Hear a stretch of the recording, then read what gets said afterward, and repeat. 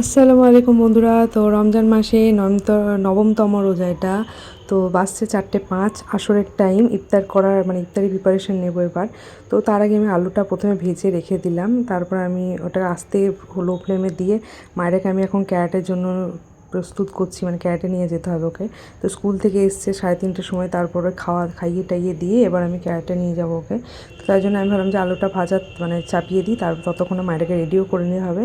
তো এখানে মায়েরাকে আমি রেডি করে দিলাম। তো তারপর চুলটা বেঁধে দিচ্ছি ভালো করে, ও নিজে নিজে পাউডারটা মেখে নিল। তো মায়েরা রেডি এখানে। তার আগে আমি আলুর ভাজাটা নামিয়ে রেখে দিয়েছিলাম, হয়ে গেছিলো। তো এই মায়েরা মানে আমাদের বাড়ির সামনেই কিন্তু ক্যারাটে শেখায়, মাঠেই। তো সেখানেই মায়েরাকে দিয়ে এলাম। তো এখান থেকে আবার বাড়ি ফিরে আমাকে এবার ইফতারি প্রিপারেশনগুলো আমি নেবো। তো সেই জন্য বাড়ি আসছি, তো বাড়ি ঢুকে পড়লাম।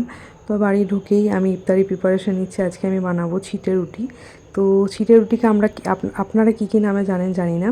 তো এখানে চালের আটা দিয়ে আমি হলুদ লঙ্কা, একটু একটা ডিম, তারপর আদা রসুন বাটা, তারপর লবণ, তারপরে দিয়ে পানি দিয়ে ভালো করে পেস্ট করে ওটাকে আমি এরকম হাই ফ্লেমে দিয়ে সামান্য তেল দিয়ে এরকম করে ছিটে রুটির মতো করে নিলাম। তো মোটামুটি ভালোই লাগে আমার খেতে ছিটে রুটি। তো এখানে ছিটে রুটিগুলো বানিয়ে নিলাম।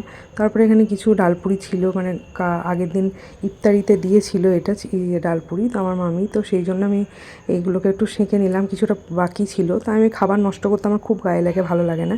তো এই জন্য খাবারগুলো আমি রেখে দিই, বাসি হলেও আমি খেয়ে নিই। তারপরে আমি কস দিয়ে শরবতটা বানাচ্ছি। আমার কস দিয়ে শরবত খুব ভালো লাগে, মানে অরেঞ্জ ফ্লেভারে। তারপর তারপর এখানে ইফতারির সমস্ত ফলগুলো আমি কেটে নিচ্ছি। সমস্ত বলতে গেলে সামান্যই ফল ছিল।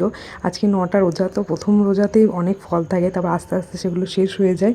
তো এখানে কলা, আপেল আর খেজুর আর মোরব্বাই ছিল, আর কিছু সেরকম ছিল না। তারপর কিছু একটু আদা কেটে নিলাম, কারণ ইফতারিতে আদা তো খেতেই হয়। কারণ সারাদিন খালি পেটে থাকার পর আদা যদি না খাওয়া যায় তাহলে কিন্তু একটা গ্যাস তৈরি হয় বা পিত্ত পড়ে ওটা শরীর অসুস্থ করে দেয়।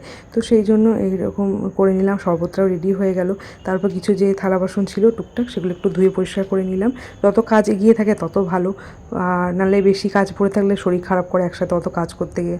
তারপরে মাংসটাকে গরম করে নিলাম। মাংস ছিল সেই চিকেনটা। তো চিকেনটা গরম করে নিয়ে তারপর দাতুনটাকে নিয়ে আমি ধুয়ে বেরিয়ে চলে এলাম। মায়েরাকে এবার বাড়ি নিয়ে যাব। তো ছুটি কিন্তু হয় না, তবুও আমি এই রোজার মাসটাতে আমি মায়েরাকে আগে আগে নিয়ে যাই।